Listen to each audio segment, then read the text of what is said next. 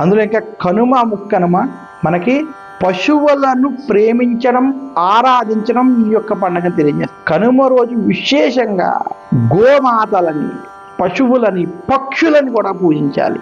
ఈరోజు ఎవరైతే తెలిసి కానీ తెలియక కానీ ఇంటి బయట కానీ మేడ మీద కానీ పక్షులకి నీళ్లు, ధాన్యం వంటి పెడతారో వారికి కేతుగ్రహ యొక్క అనుగ్రహం కలుగుతుంది.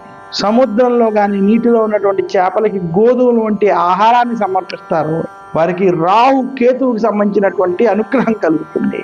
ఇదే కాకుండా ఈరోజు ప్రత్యేకంగా గోమాతని పూజించి, గోవుకి పసుపు కుంకుమ సమర్పించి, గోవుకి గ్రాసం వంటి సమర్పిస్తారో వారికి సకల దేవతల యొక్క అనుగ్రహం కలుగుతాయి. కనుమ రోజు ఏ వ్యక్తి అయితే గోవులను పూజిస్తారో వారికి సకల శుభాలు కలుగుతాయని శాస్త్రాలు తెలియజేసాయి.